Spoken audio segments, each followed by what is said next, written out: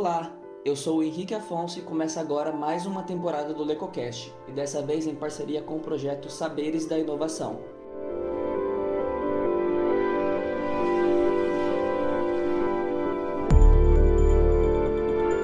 O Saberes da Inovação é um projeto vinculado ao Observatório de Inovação e Criatividade e apoiado pela Pró-Reitoria de Extensão e Cultura da Unesp, Campus Bauru.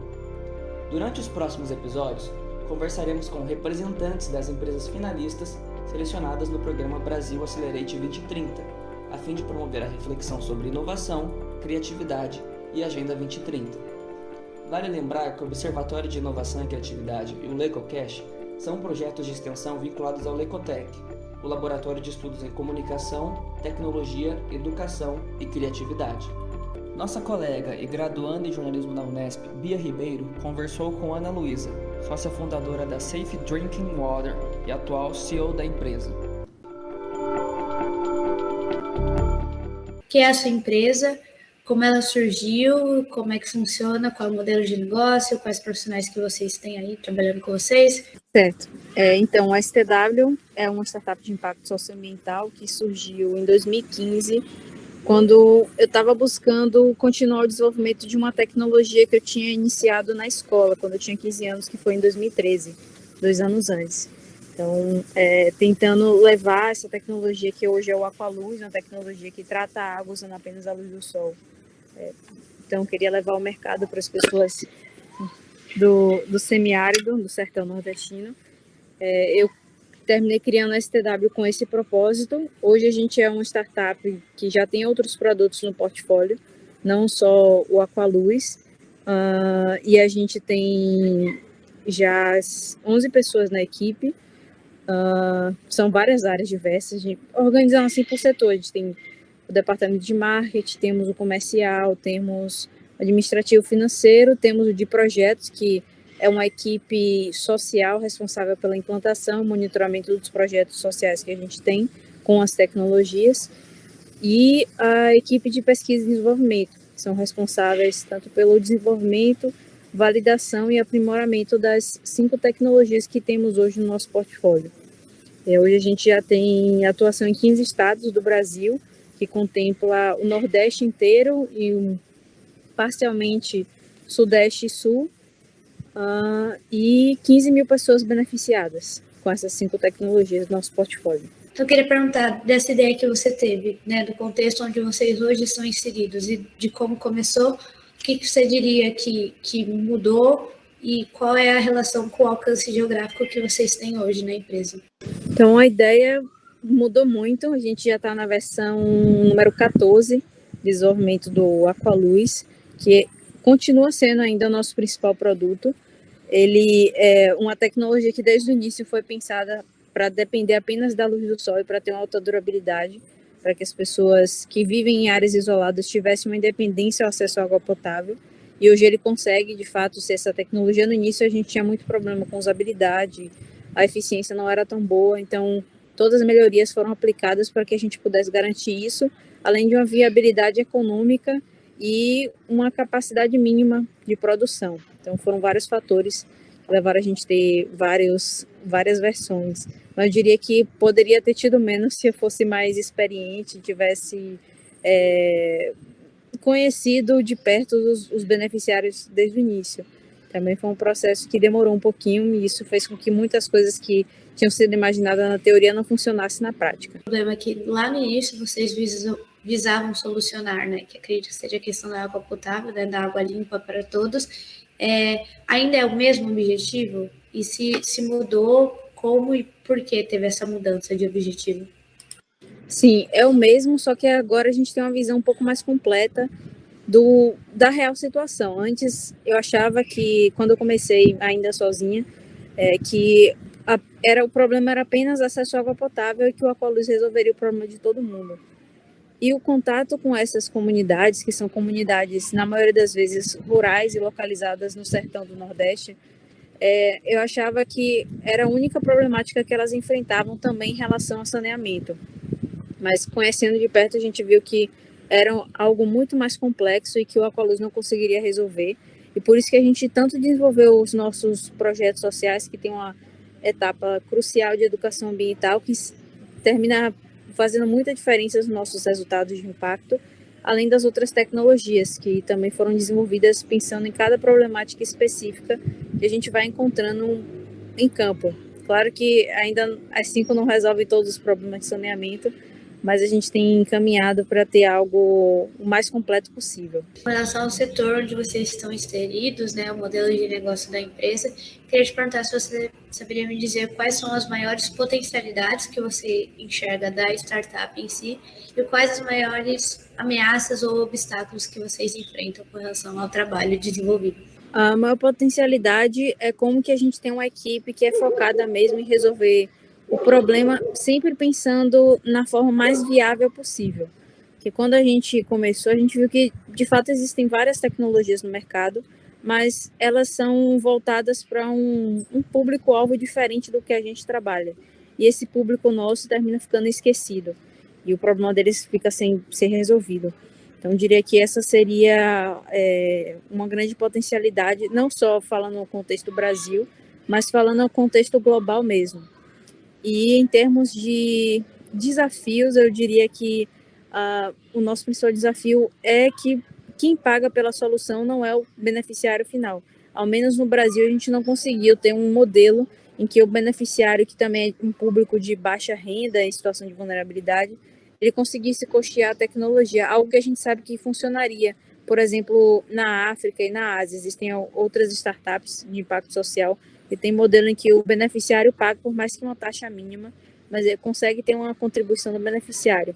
Já que no Brasil a gente não conseguiu validar essa hipótese, as nossas tentativas até então têm sido falhas, mas esse é um desafio porque a gente fica dependendo de investimento privado, que é o que hoje é o nosso modelo de negócio. Quem paga pela solução são grandes empresas que têm iniciativa de responsabilidade social corporativa, exemplos de parques eólicos que são inseridos nessas regiões que precisam dar uma contrapartida obrigada por lei e também, às vezes, por conta própria, para essas comunidades do entorno que têm problema de saneamento, e o próprio poder público, que até então a gente não conseguiu nenhum projeto, não por falta de tentativa, mas por excesso de burocracia e outros problemas que já conhecemos que temos com o poder público no Brasil, mas seria também um grande alvo para a gente conseguir expandir.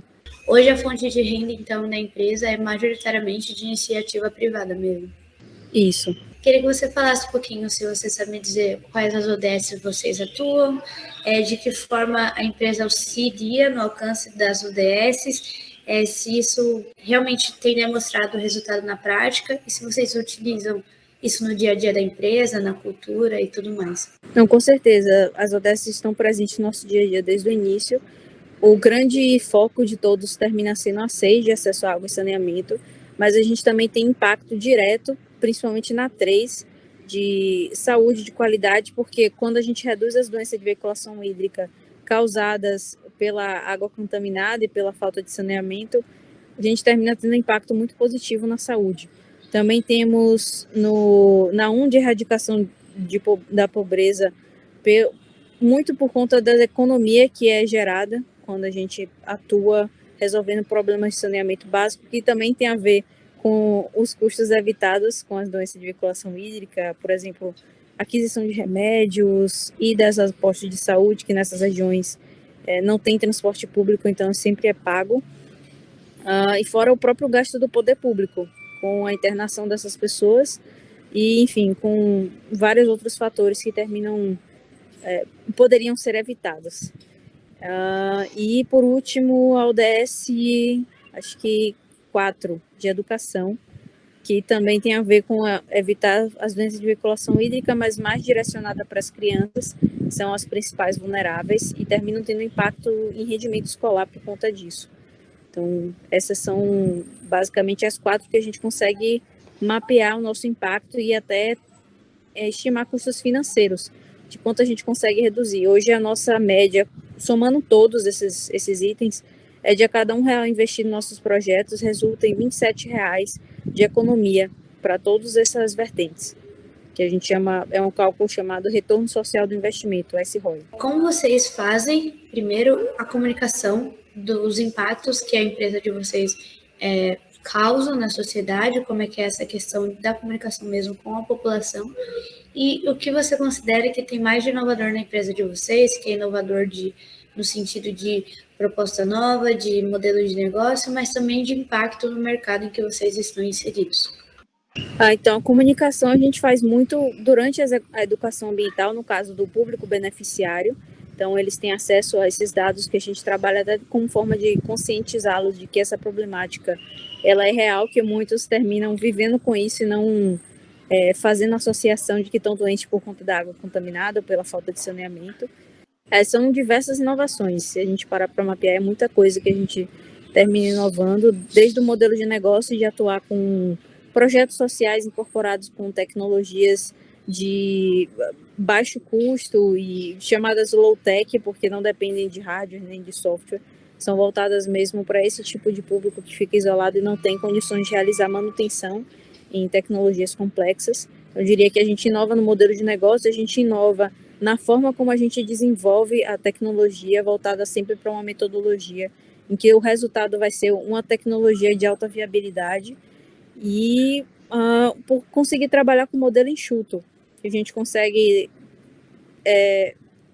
o que a gente consegue transformar de impacto com baixíssimo investimento, tanto na nossa própria estrutura física e no nosso corpo de equipe, quanto lá na ponta para o cliente que está pagando por isso. Ele termina pagando por um projeto de alto impacto social com baixo investimento. Por isso que a gente consegue ter esse dado de a cada R$1 investido, resulta R$27 de economia, quando a gente considera todo o impacto global. Você considera que o modelo de trabalho, o produto de vocês, é algo reprodutível? É algo que dá para ser desenvolvido, que dá para ser até mesmo feito por outras empresas?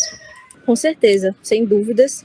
A gente tem visto um movimento para esse lado e, de fato, se for em termos de trabalhar com empresas que fazem investimento de responsabilidade social, não somos os únicos. A gente encontra muitas outras, centenas de outras empresas que fazem isso.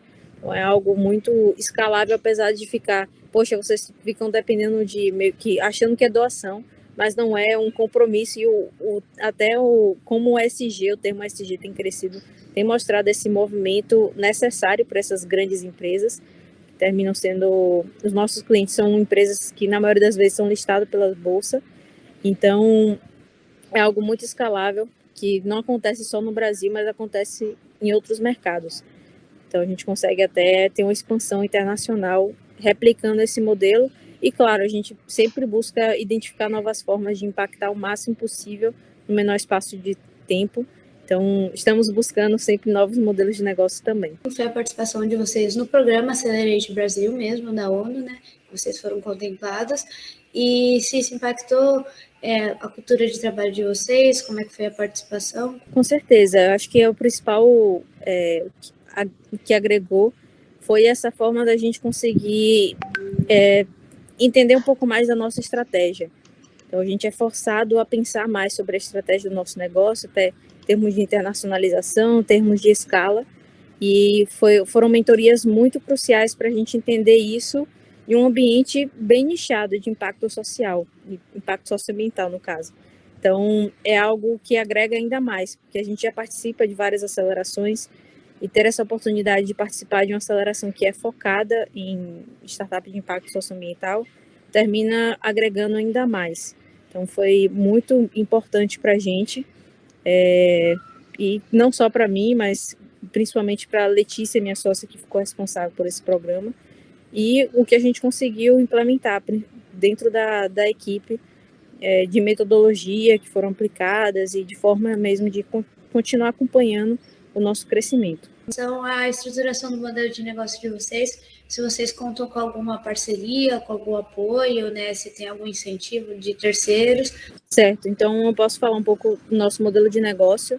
Ele é focado em que as empresas paguem pelo projeto em conjunto com a tecnologia, que vai ser doada gratuitamente para as comunidades que geralmente ficam no entorno dessas empresas. Então, a gente tem exemplos de casos como parques eólicos, terminam contratando também, exemplo, 100 unidades do Aqualuz que vão ser entregues em conjunto com um projeto que vai desde o diagnóstico, que é a fase que a gente faz o mapeamento da problemática da região e também o levantamento dos beneficiários, Depois a gente volta, faz a capacitação ambiental para trazer essa conscientização e também ensiná-los como fazer toda a parte de uso da tecnologia.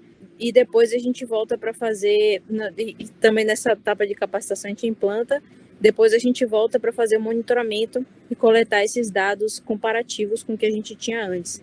A gente consegue mostrar como que aquela comunidade estava antes de receber, a exemplo, o Aqualuz como tecnologia e como elas ficaram um tempo depois, 6 meses, 1 ano depois. A gente compara esses dados, mostra para quem financiou o projeto, que é a empresa, e eles utilizam essas informações, às vezes, como relatório de sustentabilidade, uma forma de justificar como que a empresa está crescendo, mas também está agregando, trazendo um impacto positivo, real, para as comunidades que ficam no entorno. Então, esse é o nosso modelo de negócio. E com isso a gente vai se encaminhando para o fim de mais um episódio do LecoCast, em parceria com o Observatório de Inovação e Criatividade. Agradeço a Ana pela entrevista de hoje e deixo um convite para você que gostou desse conteúdo e quer saber mais sobre o assunto. Para continuar acompanhando o projeto Saberes da Inovação, siga o Lecotec nas redes sociais. Estamos no Facebook, Instagram, Twitter, LinkedIn e Telegram. Lembrando que o Observatório de Inovação e Criatividade tem perfis próprios nas redes sociais. Basta procurar por @oicriativas no Facebook e no Instagram. Você pode ficar por dentro desse e de outros conteúdos sobre comunicação, tecnologia, inovação e criatividade em lecotec.faac.unesp.br, também em oicriativas.faac.unesp.br. O LecoCast de hoje se despede por aqui. Muito obrigado pela sua audiência e a gente te espera no próximo episódio.